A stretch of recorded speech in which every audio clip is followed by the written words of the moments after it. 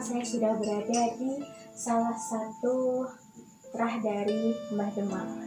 Seperti apa cerita silsilah dari beliau dan juga apa saja isi dari rumah ini, peninggalan dari beliau, langsung saja kita tanyakan.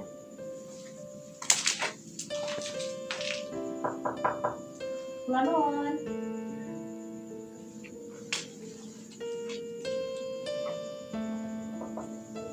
Selamat malam, Pak.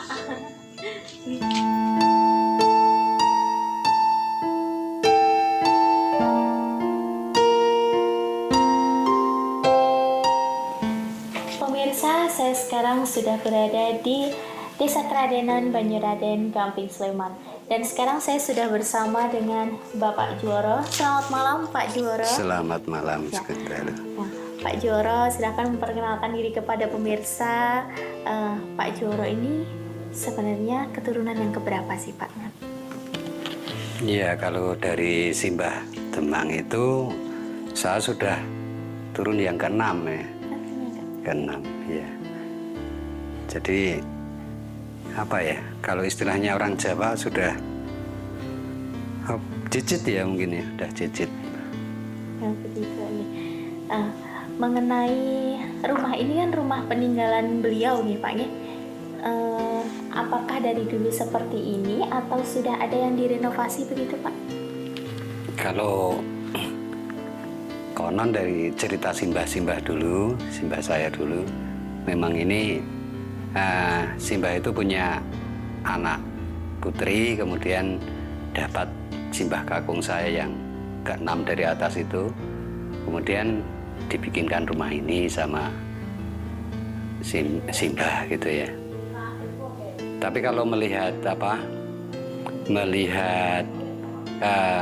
tahun yang tertera di sini ini, kemungkinan ya sebelum yang bikinkan itu bukan Mbah Demang lagi, tapi sudah simbah yang dahulu. Oh, jadi sebelum Mbah Demang gitu Iya, ya, iya. ini sudah. Karena Mbah Demang sendiri kan meninggal itu tahun 1824 ya. Iya. 1924 itu. 1924. Itu simbah Mbah Demang itu kan nggak ada di tahun itu. Jadi kalau melihat tahun yang ada di Gebyok ini kan 1830 ya. Oh iya. Jadi kemungkinan kok bukan yang membangunkan Mbah Demang itu bukan. Kemungkinan kalau saya berdebat seperti itu. Jadi kemungkinan rumah ini sudah dibangun dari sebelum Mbah Demang atau bukan dibangun oleh Mbah Demang. Iya, gitu. iya. Oh iya. Iya. Pak Juworo, itu kan di sebelah sana saya juga melihat ada beberapa tombak. Mungkin Pak Juworo pernah tahu ceritanya atau mungkin ada nama-nama khusus, mungkin diberikan nama khusus dari keluarga begitu, Pak? Enggak, kalau sepengetahuan saya ya ini hanya peninggalan dari simbah. Tapi ada yang percaya bahwa ini peninggalan dari Mbah Demang juga. Tapi juga ada yang percaya bahwa ini ada hubungannya dengan peninggalan Mbah Kiai Raden. Ada yang bilang seperti itu. Jadi kalau pastinya itu saya nggak tahu persis. Kalau dari keluarga dinamain khusus nggak mungkin, Pak? Enggak, tapi dulu ada orang yang jamasi ya di Tayuh gitu ya. Itu memang ada namanya sendiri-sendiri, tapi saya nggak hafal ya. Tapi sampai sekarang juga masih di Pak? Istilahnya kayak diberi ritual gitu nggak? Ya paling setahun sekali, Mbak. Oh, setahun sekali pas jamasan itu saja. Oh, pas jamasan. Iya. Kalau selain tombak yang ada di sini, ada nggak Pak peninggalan lain dari beliau yang ada di rumah ini begitu? Ya ada seperti meja marmer segala itu kan asli ya.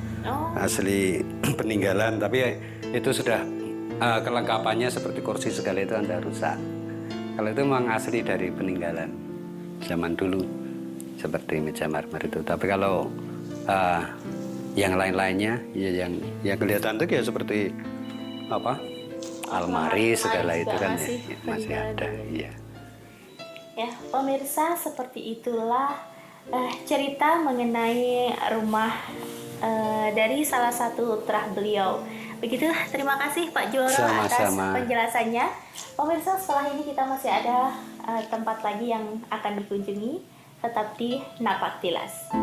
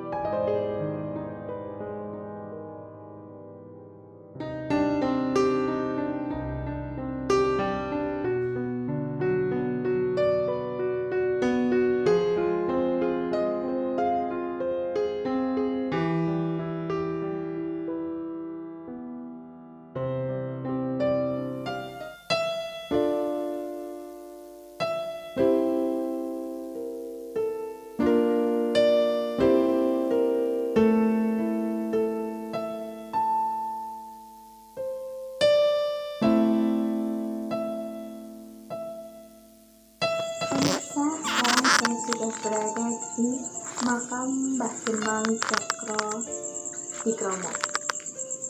Seperti apakah aura-aura yang ada di sini? Apabila pemirsa penasaran, langsung saja kita tanyakan kepada narasumber kita.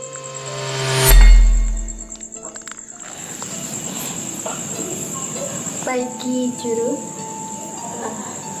mungkin saat kedatangan Ki Juru, apakah Ki Juru merasakan aura-aura tersendiri dari makam Mbah Demang, Ki Juru? Kaya yang nama swaha Om Yuang ina nama swaha Om Sapa geng kaya Malik maring kaya yang nama swaha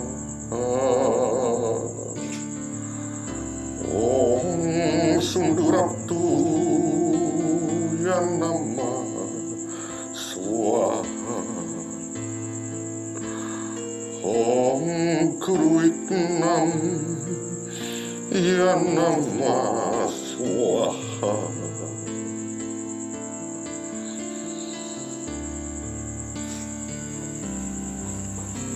Mbak Cici,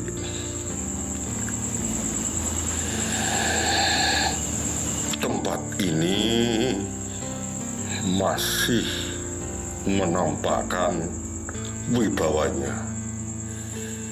Tempat di mana beliau Mbah Demang dimakamkan.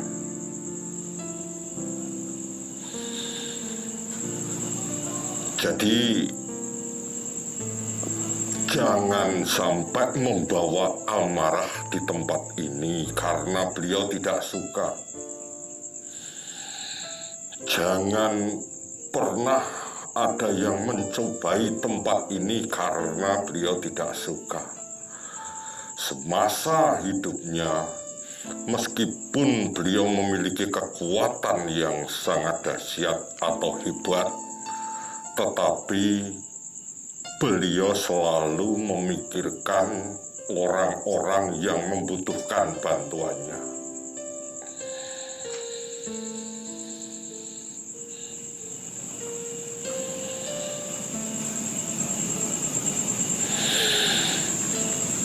Ilmu yang dimilikinya memiliki perbawa, sehingga pada waktu itu tidak ada seorang pun yang berani, istilahnya dalam bahasa Jawa, adol jaduk di tempat ini.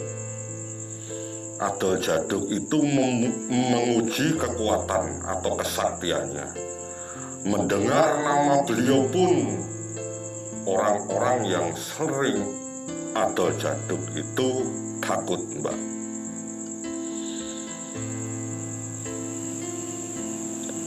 Ilmu yang dimiliki beliau itu sanggup menggetarkan orang-orang yang ingin berbuat tidak baik dan merugikan masyarakat.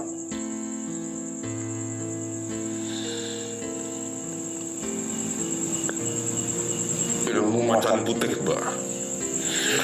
Ilmu macan putih itu memiliki wibawa, betul-betul wibawa sebagai seorang pimpinan, betul-betul memiliki wibawa yang ditakuti tidak hanya di depannya, tetapi di belakang beliau pun orang tidak berani coba-coba.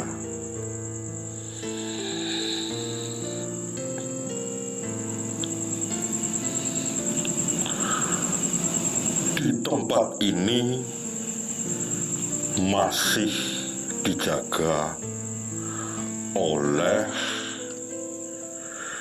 ilmu yang dimiliki beliau, ilmu harimau putih, sehingga ketika ada suatu hal, harimau putih itu akan menampakkan dirinya di sekitar makam ini. Itu adalah suatu pertanda. Maka sekali lagi saya katakan, Mbak Cici, jangan membawa amarah ke tempat ini. Bila orang mau datang, bila orang mau ziarah, lakukan dengan jiwa yang tulus, seperti yang selama hidup beliau itu lakukan. Orang-orang harus berusaha melindungi orang yang paling lemah, membantu orang yang kekurangan. Baik, terima kasih Ki Juru atas penjelasannya.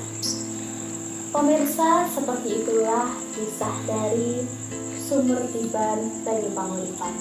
Mengenai legenda dan misteri yang ada, percaya atau tidak, maupun